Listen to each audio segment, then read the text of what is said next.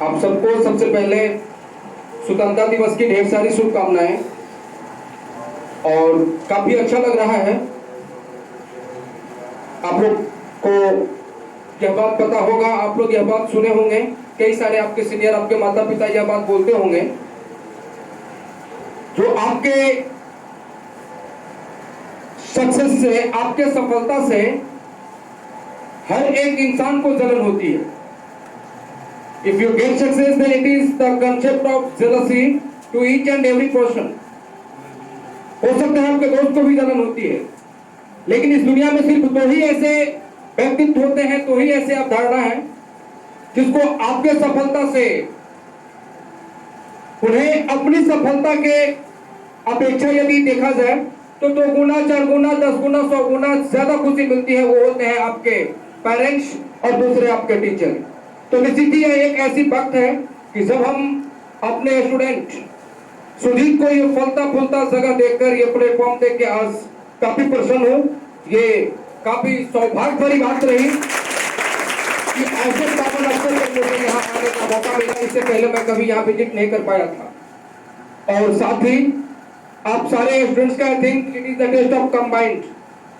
हर class के बच्चे इस टेस्ट में अपियर हुए हैं और 9वीं 10वीं के बच्चे भी अपने रैंक को स्थापित करने में कामयाब रहे हैं। तो निश्चित ही it is the concept of pleasureful, it is the concept of bliss. ये परमानंद जैसी महसूस है। एक बार आप लोग जोरदार ताली देंगे इस बात के लिए। हम सबको पता है यह स्वतंत्रता दिवस हम लोग 15 अगस्त को मनाते हैं। सुजीत ने अपने भाषण में यह बात को चर्चा की है, तो मैं फिर से एक बार दोहराऊंगा कि सिर्फ झंडा फहराना, झंडा तोलन में हम लोगों को उपस्थित होना, राष्ट्रगान गा के प्रसाद लेके घर वापस आना, यही हमारी चीज नहीं है। ये एक इतिहास है और इतिहास हमेशा हमें प्रेरित करती है। एक प्रेरणा है। हमारे देशभक्तों ने, हमारे स्वतंत्रता सेनानियों ने जो बलिदान दिए थे, उनके अंदर जो जज्बा था, वो जज्बा हम सबको अपने आप में क्रिएट करने की जरूरत है। और मैं आज इस मंच से ऐलान करता हूं कि आप सबको इसके लिए दृढ़ संकल्पित होना है कि मुझे कुछ करना है।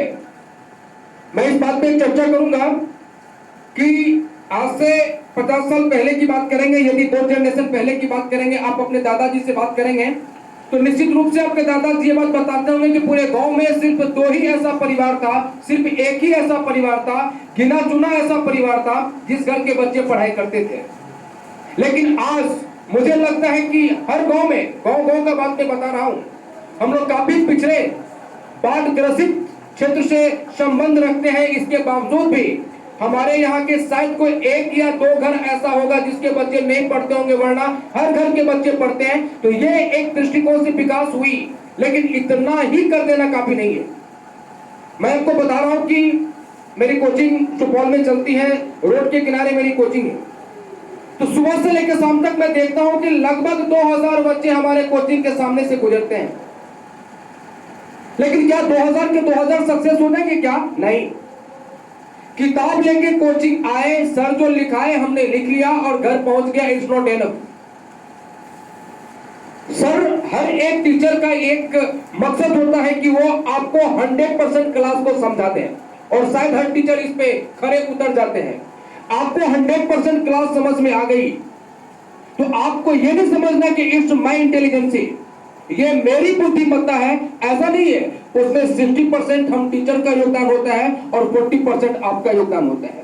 उस इंटेलिजेंसी को अपने अंदर बनाए रखने के लिए, उस तथ्य को, जिस तथ्य को क्लास में डिस्कस की गई है, उसको घर पे बार बार मुझे रिवाइज करनी होती है, उसको हमें माइंड सेटअप करनी होती है। ये काम जो करते हैं वो बच्चे सफल होंगे। वो बच्चे ही एकाध होते हैं जिनकी नाम पेपर में आती है, जिनकी नाम टेलीविजन में आती है, या जिनका जो हम सबों के लिए, हम समाज के लिए एक प्रेरणा का स्रोत बनते हैं। हम सबको प्रयास करना है कि अपने आप को उसी रैंक पे खड़ा करना है। सिर्फ किताब लेके कोचिंग स्कूल जाने, कॉलेज जाने से ये सब कुछ नहीं हो जाएगी। ठीक है, आप सब स्वर कोकिला, स्वर्गीय लता मंगेशकर का नाम सुने होंगे। भारत में यदि कोई भी सफल हुए तो मुझे नहीं लगता है कि उनका जो सफलता का दर रहा, एक बेदाग व्यक्तित्व के रूप में आज के युग में रहते हुए, गायन के क्षेत्र से संबंध रखते हुए उनका जो व्यक्तित्व रहा वो हम सबके लिए एक प्रेरणापुंज है। उनके द्वारा ये कथन था कि बड़े बड़े बातों पे हर एक इंसान ध्यान देते हैं, बड़े बड़े बातों पे ध्यान देने वाले सफल नहीं होते हैं, सफल वो होते हैं जो छोटी छोटी बातों को ध्यान रखते हैं। तो हर एक छोटी छोटी बातों पे ध्यान रखना है, उन छोटे छोटी बातों को अप्लाई करना है। हम लोग बच्चे को पढ़ाते हैं एक कंसेप्ट नैतिकता। नैतिकता के बारे में कहा जाता है एक ऐसी अवधारणा, एक ऐसी सोच जो आपको गलत और सही का फर्क समझाता है। तो गलत और सही का फर्क समझ लेना काफी नहीं है। गलत के साथ गलत और सही के साथ सही जब तक नहीं करेंगे, वो सही अवधारणाओं पे जब तक आप अप्लाई नहीं करेंगे, तब तक आप महान नहीं हो सकते हैं। हम सबों को देशभक्त होना है, और देशभक्त होने का एकमात्र ये पहचान नहीं होती है कि हम लोग बॉर्डर पे जाके मिलिट्री फोर्स आर्मी में भर्ती हो जाए तो वो एकमात्र देशभक्ति है। नहीं, वो देशभक्ति है, वो बड़े देशभक्ति है, लेकिन वही देशभक्ति है ऐसा नहीं है। हम सबको अपने अपने कामों में ईमानदार हो जाना है, वो सबसे बड़ी देशभक्ति है। यदि एक टीचर ईमानदारी पूर्वक पढ़ाएंगे तो बच्चे बेहतर करेंगे या नहीं करेंगे? करेंगे। वो बच्चे किसका होगा? देश का होगा। यदि एक डॉक्टर ईमानदारी पूर्वक पेशेंट को इलाज करेंगे तो इलाज बचेगा, पेशेंट बचेगा कि नहीं बचेगा? वो पेशेंट किसका होगा? देश का होगा। तो हम सबों का जो भी पेशा है, जो भी प्रोफेशन है, वो हर एक प्रोफेशन की जरूरत हमारे राष्ट्र, हमारे देश को है।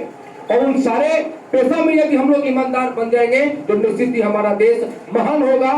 आज हम लोग बहुत ज्यादा नहीं, थोड़ी सी विश्व के और अन्य देशों से पिछड़े हुए हैं। यदि हम सब ईमानदार बनेंगे तो निश्चित हमारा देश विश्व गुरु था और फिर से एक बार यह विश्व गुरु का पद, वो गरिमा अपने आप में स्थापित करने का काम करेगी। मैं उम्मीद करता हूं आप सबों से कि आज आप लोग दृढ़ संकल्पित होंगे।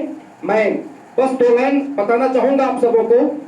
हम सबों को अपने आप में जुनून भरना है, जज्बा भरना है और उड़ान भरना है कुछ करने के लिए।